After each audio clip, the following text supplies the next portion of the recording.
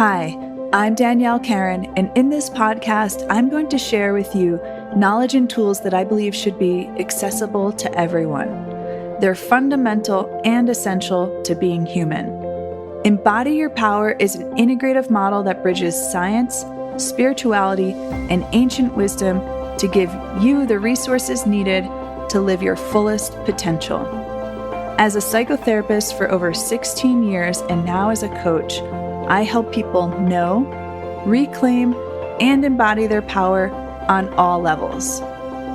It's my mission to help you connect to your unshakable resilience, to know true power and freedom, to be sovereign and to remember your divine nature.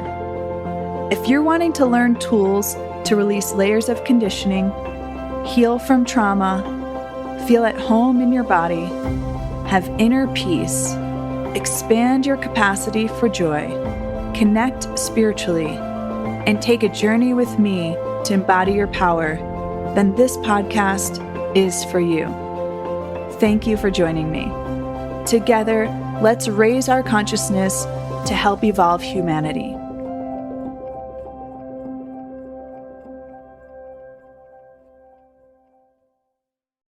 Do you ever catch your mind stuck in a rerun, replaying scenes from the past like an old movie? Does it sometimes feel like your body is suddenly back reliving those moments? Would you like to rewrite parts of your past? There's something more powerful than rewriting your past. You can actually help your brain and body experience it in a new way. In this episode, I'll reveal why you need corrective experiences. Corrective experiences are a way to give your brain and body a new experience so that they can feel resolution with the past and move forward feeling empowered. Imagine a world where you stop hitting the replay button, where you feel free to live in the present moment. Sounds good, right? Well, stick around because we're going to dive deep into the game changer called corrective experiences. I'm going to share why corrective experiences are exactly what your brain and body crave. This is not about recounting your story, it's about creating a story where you embody your power. But it's not just a mental exercise. To truly change, you've got to get your body in on the action. Your body is the ultimate biofeedback instrument, telling you if you're integrating those new experiences or just going through the motions. Do you ever replay scenarios endlessly in your mind, hoping for a different, more empowering outcome? Well, your brain is onto something. Corrective experiences give our brain and body precisely what they crave. Not just any outcome, but an empowering one that breaks the cycle of feeling defeated and stuck. Now, here's a mind-blowing fact. Our brain can't distinguish between real and imagined experiences. We just need to know how to bring our awareness to the imagined experience and our body at the same time. But wait, there's an art to it. It's about syncing our awareness with the imagined experience, making our brain and body believe it's really happening. But first things first, why do you need this in your life? Corrective experiences are what your subconscious has been waiting for. We're updating the software of our mind, breaking through those patterns that have held us captive, and unlocking doors to the future filled with opportunities that were always within reach. Picture this, a software update for your subconscious mind. When you gift your brain and body with a new experience, it's like hitting refresh on your entire being. We're breaking free from the shackles of the past to create new opportunities and redefine our menu in life. As explored in episode 15, trauma is in the nervous system, and traumatic symptoms come from energy and activation that gets stuck in our nervous system. We can use corrective experiences to release this energy. As a result, we heal from trauma and reclaim our power. Ever felt stuck in therapy, spinning wheels but going nowhere? Well, you're not alone. Many people reach out to me because they're frustrated with the talk therapy treadmill. Here's the deal. If we're not working with someone skilled in corrective experiences, we're missing many, many opportunities for transformation. Actually, we can make ourselves worse by telling the story the way it happened because we're retelling a disempowered story and reactivating our body's stress response, which can be re-traumatizing. Today, we're going beyond old school methods and stepping into a world where corrective experiences unlock your potential. Why? Because talking about the past won't cut it. We're here to embody our power.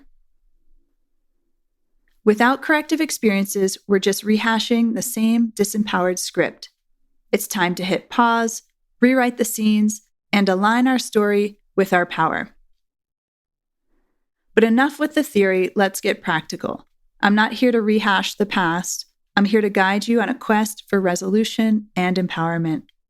Corrective experiences are the key to unlocking a new relationship with your past and thus a new future full of potential. Imagine having a skilled guide, someone who's not just empathetic, but armed with the precise mindset to lead you through the maze of your past. Now, if you're wondering who's the right Sherpa for this transformative journey, it's someone who's not just skilled in corrective experiences, but deeply attuned to your needs. That's where I come in, drawing on over 16 years of honing the skill to help you transform your past. It's a finely tuned craft that I've mastered over the years. Imagine having a guide who knows exactly what's needed for you to reclaim your power, experience resolution with the past, and unleash your potential. Stick around till the end because I've got a step-by-step guide for you to adopt a transformative corrective experience mindset. But how do you actually have a corrective experience mindset? First, many people are accustomed to telling or listening to a story from start to finish. We have to let go of the linear story and the need to know how it ends, especially when it's a stressful, disempowering, or traumatic story. Start thinking in terms of opportunities to have corrective experiences. Learn to pause and interrupt the story to make space for new experiences. Here's the process. We identify the ideal response. First, we pinpoint what our preferred response or outcome would have been in a past situation. We gain clarity on necessary support. We find the real or imaginary elements that would have been crucial for executing that preferred response. Sometimes it's the subtle nuances that make all the difference. We import supportive elements. With our newfound insight, we import the support we needed back into the past event. It's like rewriting the script of our past, infusing it with all the things that would have been supportive. We visualize the corrective experiences. We vividly visualize the old scenario, but this time we do it with the imported support and resources. It's about creating a mental landscape where empowerment replaces defeat. We create safety. Often, our past responses were compromised because we didn't feel safe enough to respond in an empowering way. We explore what was needed for you to feel safe enough to execute the desired response or outcome. Body awareness is key. Imagination alone isn't sufficient. We ensure our awareness is intricately linked to our body throughout the process, which means we often have to slow down the visualization so we can stay present with our body. It's the mind-body connection that turns it from a mere mental exercise into a tangible, transformative experience. Biofeedback from the body.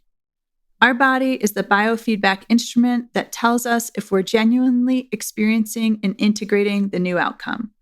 It's the litmus test for real, impactful change. This isn't just a mental exercise, it's a holistic journey, a synergistic dance between mind and body. So, as we navigate through these steps, remember, the key is not just to imagine the new experience, but to feel it, embody it, and slow it down to give it time to integrate. You want your body to expand into the new outcome. Let's look at an example. Let's say someone you know said something that made you mad, and you were afraid to respond in a way that would have felt empowering.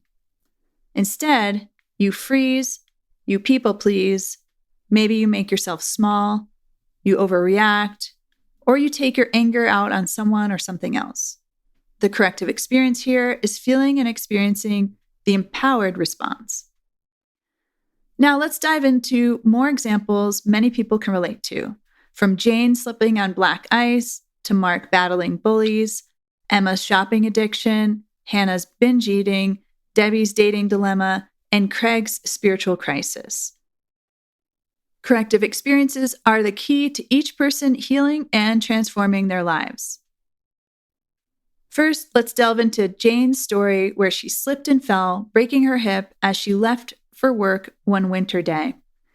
In her office, the fleeting thought to put on her boots crossed her mind, but the rush to finish tasks and catch her son's hockey game took precedence.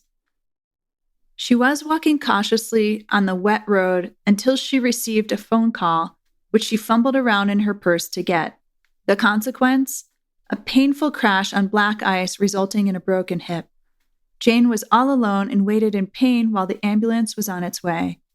Despite recovery, Jane reached out to me because she was continuing to experience pain in her hip years later.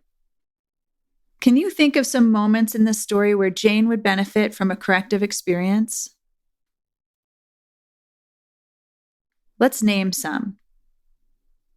She was rushing and distracted, so she would benefit from feeling what it would have been like to slow down and be more mindful.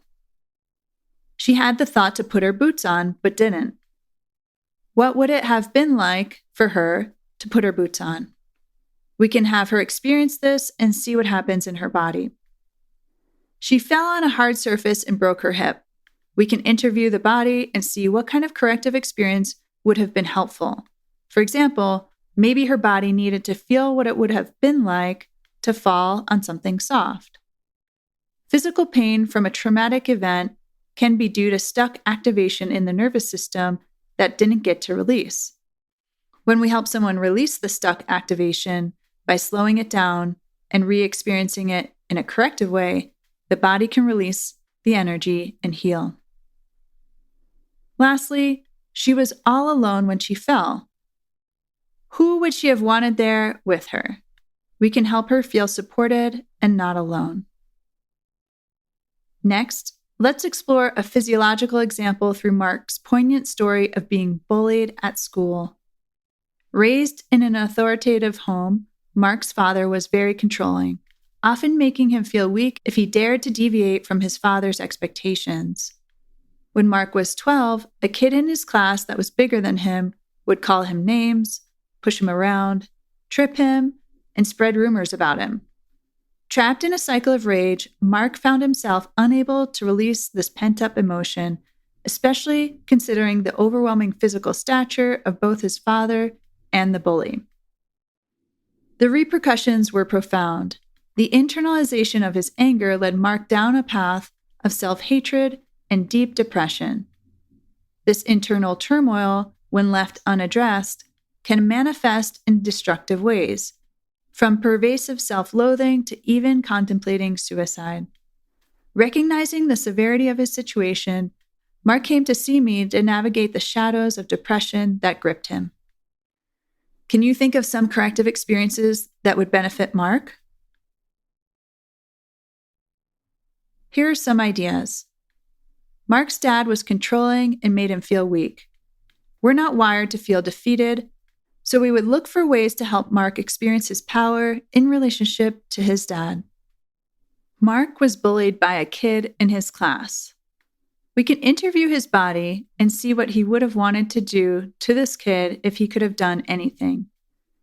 We can help Mark release anger from his body in whatever way feels right to him. It's important to note that when we feel impulses to hurt or kill someone, it doesn't mean that we're violent people. We use the visualization to help the nervous system move these impulses through to completion. This is a safe way to release anger where we're not hurting anyone. Both Mark's dad and bully were bigger than him. We can help him feel his power in a corrective experience by making them both smaller than him or making himself bigger than both of them. Mark had no outlet for his rage, and so he turned it inward on himself. In order to help Mark stop hating himself and feeling depressed, we need to help him release the anger from the past. How would he feel in his body if he could experience fighting back? Now let's look at an example of an emotional corrective experience through Emma's journey. Emma reached out to me for help with a shopping addiction.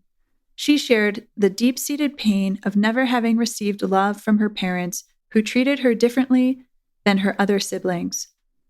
She was expected to be the one to take care of her parents and siblings growing up, meaning she was expected to do anything her parents asked of her. But no one showed her love, respect, or appreciation.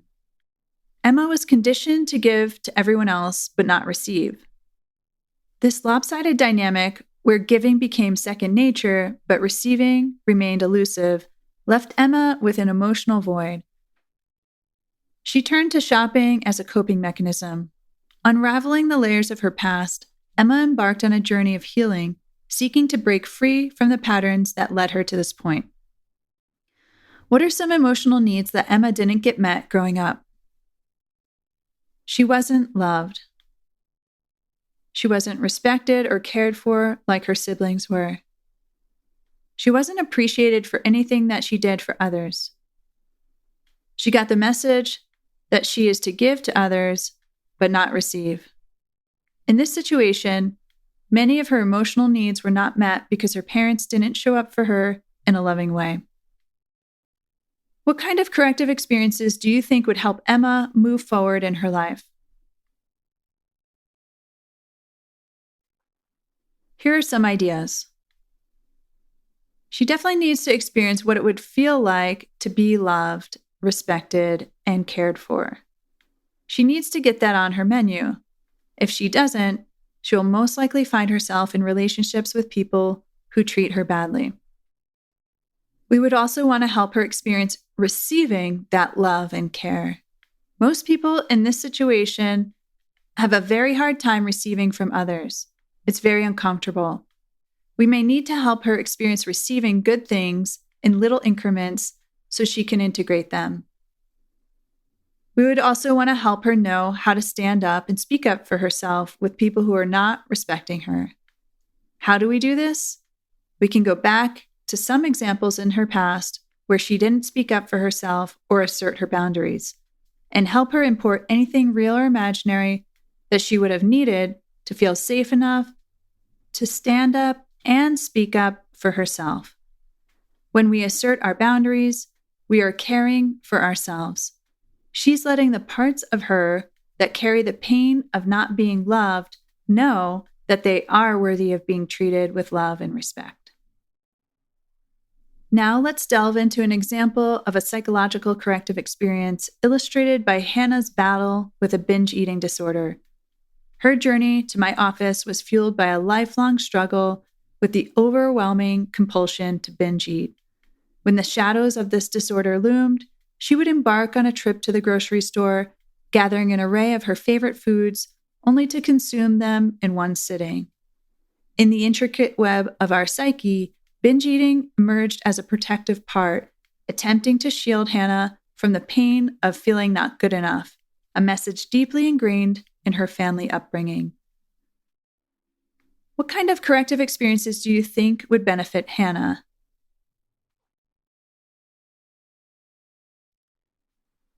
Let's look at some ideas. We would want to help her have experiences where she knows the truth about herself, which is that she is good enough. We can help Hannah experience this by separating from the part of her that believes she's not good enough and help her access her core self, which is always aligned with the truth about herself. Her core self knows she's good enough. Then we can connect the two. We can bring her core self to this part and help it know and experience the truth. By doing this, we heal the part that was carrying the false belief that was having a major impact on her life and health. When we heal the pain behind the protective part of our psyche, in this case, the binge eating part, then that part can relax. It no longer needs to work to protect her from the pain. Now let's look at a relational corrective experience through the lens of Debbie's transformational journey. Seeking guidance, Debbie approached me with a persistent pattern in her love life. She consistently found herself entangled with emotionally unavailable or distant men, a cycle that perpetuated pain and frustration. Eager for change, she recognized the need for a shift in her relational dynamics. Growing up in her family, her parents were self-absorbed and didn't give Debbie much attention. They expected her to be an adult when she was still a child. When she came home from school, she was alone for a few hours until her parents returned from work. Any need that she had felt like a bother to her parents, and so she figured out that she could only depend on herself. This early imprint left Debbie fiercely independent and hesitant to trust others. Can you think of corrective experiences that would help Debbie attract the relationship she desires? Let's look at some ideas. We would want to help her experience what it feels like to be in a relationship with someone who is emotionally available, someone who is present, attuned, and caring. If she doesn't know what this feels like in her body, it will be very difficult to recognize it and order it in life. We would want to help Debbie have corrective experiences around getting her emotional needs met. We can go back through some past events with her parents and import new support to have a new experience. Debbie would benefit from experiencing what it feels like to trust someone in a way that she can relax and receive. This could be difficult and uncomfortable for someone who is very independent. However, it's important to know and experience in order to create a healthy relationship where she gets her needs met. Lastly, let's explore a spiritual corrective experience with Craig. Craig reached out to me because he has 4 children and is feeling very anxious, depressed, and adrift in life. It turns out he had a very strong connection with God, but when his spouse died of cancer, he stopped going to church and believing in God. He lost his wife as well as his spiritual community and a powerful connection he had with God that gave his life meaning, brought internal peace, helped him connect with his heart, and brought a sense of feeling supported and not alone in life. What type of corrective experiences would be helpful for Craig with his loss of connection to God? Let's look at some ideas. First, we would want to help him heal from the loss of his wife. Unprocessed grief can be contributing to his loss in faith in God. We would want to understand why he stopped believing in God. Let's say he blamed God for taking his wife from him. Then we would want to help him successfully release his anger so it's not turned inward and causing him to feel depressed. We may explore helping him forgive God and reevaluate his perspective on God. Is God a benevolent force or a punishing one? We can see how it feels in his body to be welcomed back into his church community. Ultimately, we would want to help him experience what it feels like to be connected to and supported by God in his life again. I hope these examples gave you a better understanding of the power of corrective experiences and why they're essential to moving forward in our lives. So, are you ready to break free from the chains of the past? Can you imagine the power of giving your brain and body new experiences of past events that have kept you stuck?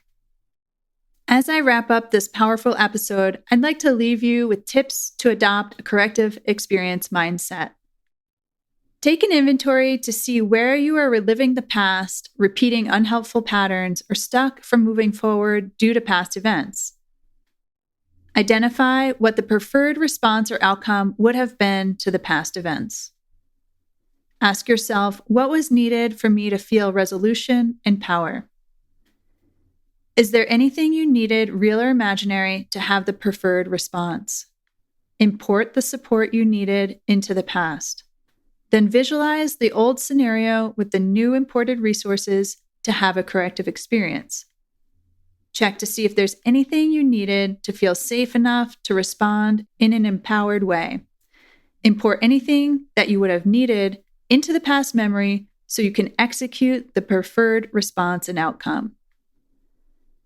The next step is really important. Imagine the new corrective experience while you keep your awareness connected to your body so that your body can experience it as if it's really happening.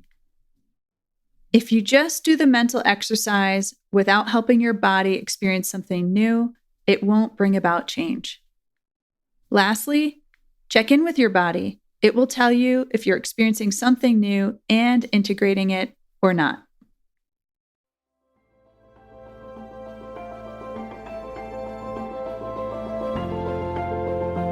Thanks for listening to this podcast. If you found this episode helpful, please consider assisting me in reaching more people by sharing it with others or writing a review. Together, let's raise our consciousness to help evolve humanity.